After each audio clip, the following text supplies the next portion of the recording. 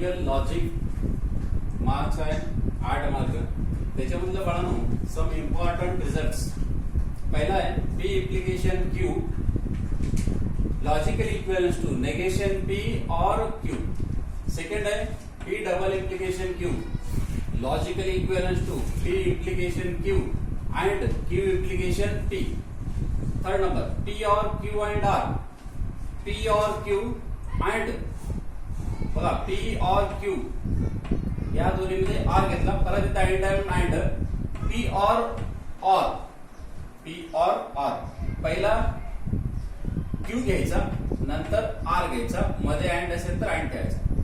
4 number आहे P and Q और या दोन्हींच्या मध्ये पी अँड क्यू घ्यायचा नंतर काय घ्यायचा पी अँड आर घ्यायचा. पी अँड क्यू मध्ये R P and R. Algebra of statements. आता त्याच्यामध्ये 10 स्टेटमेंट्स आहेत 10 रूल आहेत. Idempotent law P or P is logical equivalence to P. Second है P and P is logical equivalence to P. Second, commutative law P और Q is logical equivalence to Q और P. Second है P and Q is logical equivalence to Q and P. याला काय म्हणायचं commutative law. फक्त Q इकडे आणायचा P तिकडे न्यायचा Q इकडे आणायचा P तिकडे न्यायचा. याला काय म्हणायचं commutative law. पण आता असोसिएटिव्ह लॉ पाहायचं आपल्याला. त्याच्यातला पहिला आहे पी और क्यू और म्हणजे काय करायचं पी और क्यू और अगोदर क्यू आणि आर ला ब्रॅकेट टाकायचा. लॉजिकल इक्विव्हॅलेंट दाखवताना क्यू पी आणि क्यू ला काय घ्यायचं एका ब्रॅकेट मध्ये घ्यायचं आर सेपरेट करायचा. P and Q and R same इथे सुद्धा पहिल्या दोनला एका ब्रॅकेट मध्ये टाकायचा नंतर अँड आर सेपरेट करायचं. जसं डिस्जंक्शन मध्ये केलो आपण तसं इथं दुसऱ्या स्टेटमेंट मध्ये सुद्धा करायचं. Distributive law P or Q and R अगोदर काय घ्यायचा पी और क्यू मध्ये अँड आहे म्हणून अँड पी और मध्ये अँड आहे म्हणून अँड पी और आर. आता पी अँड क्यू और पी अँड क्यू मध्ये आर आहे म्हणून आर पी अँड आर. आता ऍब्सॉर्प्शन लॉ बघा 5 नंबरचा P or P and Q म्हणजे लॉजिकल इक्विव्हॅलेंस. तुम्ही जर ट्रूथ टेबलच्या मेथडने सोडवलं तर तुम्हाला नक्कीच मिळेल ते पीच मिळेल. P and P or Q logical equivalence to पीच येत आहे. डी मॉर्गन्स लॉ काय सांगता बघा अँड आरचा अँड होत आहे अँडचा आर होत आहे. Negation of P or Q logical equivalence to negation P and negation Q. Negation of P and Q is logical equivalence to negation P or negation Q. 6 झाले. आता 7वा लवकरच आपण घेणार आहे.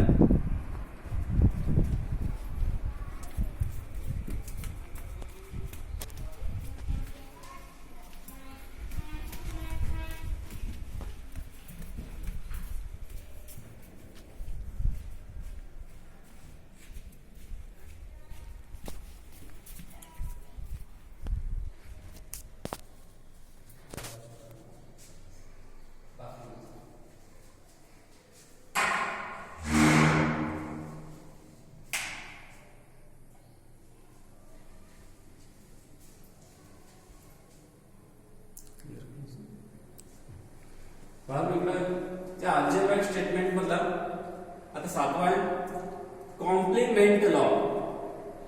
त्याच्यातला P or negation P logical equivalence to capital T. दोन्ही पीच आहेत फक्त एका नेगेशन एक तसंच आहे capital T. P and negation P दोन्हीच्या मध्ये नेगेशन असेल पी अँड नेगेशन पी असेल तर कॅपिटल एफ. रूल आहे त्याचा 8 number involution laws. Negation of negation P is logical equivalence to P. Negation T चं काय होतं एफ होतं नेगेशन एफ चं काय होतं टी होतं. Identity laws P or F logical equivalence to P.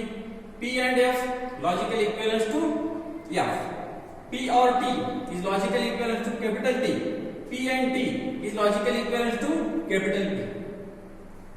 म्हणजे हे लक्षात ठेवा. हे कसं आलं बाळांनो इथं टी ठेवला तर इथं जे पीच व्हॅल्यू आहे तेच इथे येते. टी ठेवला तर टी येतं एफ ठेवला तर एफ येतं. इथं सुद्धा सेम टी ठेवला तर टीच येतं कारण का टी और टी टीच असतं. एफ ठेवला तरी पण टीच येते म्हणून इथं काय लिहिलेलं आपण जे टी असेल तर तेच खरं असतं. टी असेल एक जरी सत्य तर डिस्जंक्शन मध्ये सत्य असतं. पी अँड एफ बघा, इथे जर टी ठेवला, टी अँड एफ काय होतं, एफ होतं. आणि इथं काय होतं, जर एफ ठेवला, एफ पॉइंट टी काय होतं, तरी टी मिळतं. जे पी ची किंमत घेता येते म्हणून ते पी ची किंमत, टी घेतलं तर टी मिळतं, एफ घेतलं तर एफ मिळतं. इथं सुद्धा एफ घेतलं तर एफ मिळतं, टी घेतलं इथं काय मिळतंय बघा, तरी पण एफ मिळतं. इथं बघा एफ वर डिपेंड आहे. इथं याची किंमत टी घेतलं तरी पण एफच मिळणार, एफ घेतलं तरी पण हे एफच मिळणार. Conditional laws P implication Q is logically equivalent to negation Q implication negation P. तुम्ही ट्रूथ टेबलच्या मेथडने सोडवला, सोडून बघितला, चेक केला तर हे इक्वल नक्कीच आहे. आणि नेगेशन P और Q हा एक आहे कंडिशन आहे त्याची, नेगेशन P और Q.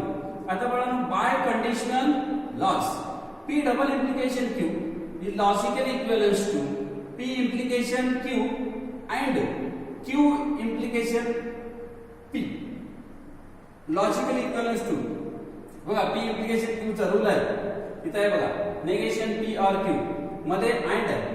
इथं काय करायचं, क्यू इम्प्लिकेशन पी चा पण नेगेशन क्यू और पी. आता हा झाला बाय कंडिशनल. बाळांनो त्याच्यामध्ये आता नोट काय बघा, P and Q and R is true if and only सर्व जर ऑल आर ट्रू असेल तर बाळांनो हे पण टी, हे पण टी, हे पण टी असेल तर याच्यामध्ये ठेवायचं P and Q and R, P and T and T दोन्ही सत्य सत्य सत्य सत्य सत्य, टी चे लक्षात ठेवा. म्हणून इथे काय म्हटलं त्यांनी, if and only P Q R all true. जर हे कंडिशन ट्रू असायला सर्वच काय पाहिजे, ट्रू पाहिजे. पी सेकंड आहे P and Q and R is false कधी असणार आहे, if at least any one of P Q R is false. म्हणजे कमीत कमी एक जरी फाल्स पाहिजे. दोन्ही फाल्स असेल तर चालतंय, एक फाल्स असेल तर चालतंय, तिन्ही फाल्स असेल तर चालतंय. कमीत कमी बाळांनो एक जरी फाल्स असेल तर याच्यामध्ये काय होतं, फाल्स येतं. इथं P and Q and R, T Q ची व्हॅल्यू काय घेतला आपण, टी घेतला पी आणि क्यू ची, आणि आर ची काय घेतली एफ. टी अँड टी होतं, अँड असल्यामुळं टी अँड एफ काय होतंय बघा, एफच होणार. कारण डिस्टन्स कंजंक्शन मध्ये एक जरी फाल्स असेल तर फाल्स होतं. इथं बघा, P or Q or is false if and only P Q R all false.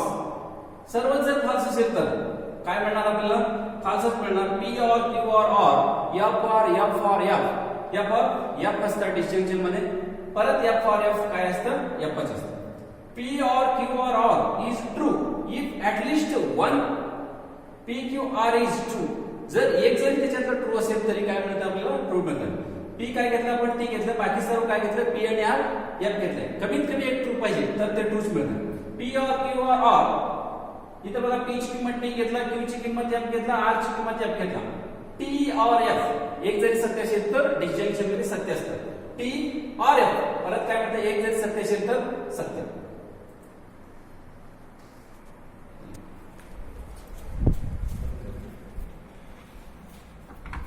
Continue करा.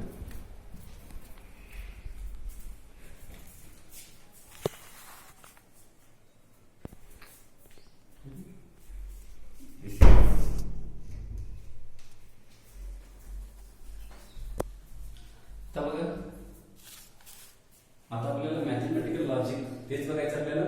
1.4 मध्ये क्वेश्चन 1 आहे, using rules of negation, using rules of negation write the negation with justification.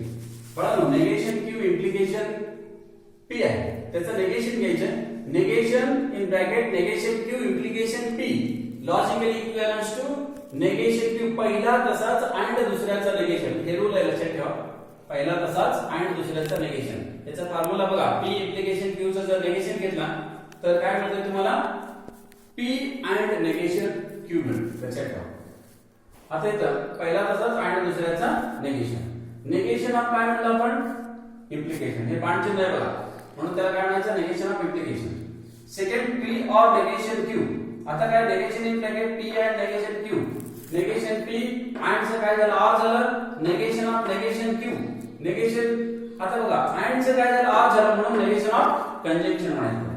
Negation P or negation negation जातं, Q राहतं, negation of negation.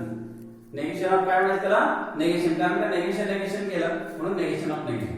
आता third आहे बघा P or negation Q. Therefore negation of P or negation Q. R चं काय होतं बघा, इथं काय होतं बघा, आर चं अँड होतं, हे लक्षात ठेवा. आर चा अँड इथं सुद्धा काय राहतं, नेगेशन जात आहे, फक्त काय राहतं क्यू. इथं काय लिहायचं आपण, आर चा अँड झाला, नेगेशन ऑफ काय म्हणायचं त्याला, डिस्टिंक्शन म्हणायचं. आणि इथं नेगेशन जात आहे म्हणून त्याला negation of distinction, negation of negation. आता P of negation Q and R आहे, याला नेगेशन घ्यायचं आपल्याला. P of negation Q and R, मग हे कंप्लीट जे आहे ह्याला नेगेशन घ्यायचं, इथं आर करायचं, याला नेगेशन द्यायचं. म्हणजे इथं आपण पाहिलेलं आहे पी अँड क्यू, याचं नेगेशन पाहिलेलं आहे आपण, negation of P and Q. De Morgan's law तुम्हाला माहित आहे, नेगेशन पी अँड क्यू जर असेल तर नेगेशन पी, येतं का, नेगेशन पी अँड क्यू जर असेल तर negation P or negation Q हा रूल आहे, तेच रूल इथं वापरतो. हे कंप्लीट म्हणजे पी कन्सिडर करायचं, कंप्लीट म्हणजे क्यू कन्सिडर करायचा. ह्याला पण नेगेशन द्यायचा, ह्याला पण नेगेशन द्यायचा. इथं मध्ये कुठला अँडच्या ऐवजी आर करायचं. मग आता नेगेशन आर मध्ये म्हणताना आर चं काय झालं, अँड झालं, negation P and negation Q R negation R. इथे काय करायचं, अगोदर नेगेशन ऑफ काय केलं, कंजंक्शन, नंतर काय केलं आपण, negation of distinction, negation P and negation Q or negation of तसंच, नेगेशन ऑफ काय केलं आपण, डिस्टिंक्शन. नंतर केलं नेगेशन केलं, फक्त क्यू राहिला, negation of P and Q or negation R, negation of negation म्हणायचं रिझल्ट. आता पाचवा आहे P implication P or negation Q. Negation करायचं याचा, P implication P or negation Q. आता बघा तुम्हाला माहित आहे काय करायचं आहे रिझल्ट याचा, नेगेशन पी. इथं बघा इथं रिझल्ट काय लिहायचं, नेगेशन ऑफ काय म्हणायचं, नेगेशन ऑफ इम्प्लिकेशन. कारण का इम्प्लिकेशन मध्ये काय असतं, पहिला तसाच अँड दुसऱ्याचं नेगेशन, पहिला तसाच अँड दुसऱ्याचं negation. Negation of P, negation bracket P or negation Q, P and negation P, R चा अँड नेगेशन क्यू, याला काय म्हणायचं, नेगेशन ऑफ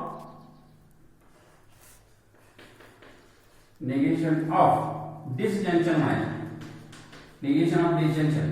नंतर काय करायचं बघा, नेगेशन केला, फक्त क्यू राहिलं, काय म्हणायचं त्याला, नेगेशन ऑफ नेगेशन. बरं हे 5 एक्झाम्पल पाहिले, अजून 3-4 एक्झाम्पल आहे आपण नंतरच्या लेक्चरला पाहू. अतिशय सोपं आहे, काहीच अडचण नाही. फक्त इथं आर चा अँड करायचं, अँड चा ऑर करायचं, कंडिशन लॉ लक्षात ठेवायचं, संपलं. अजून 3-4 एक्झाम्पल नेक्स्ट तासाला आपण घेणार.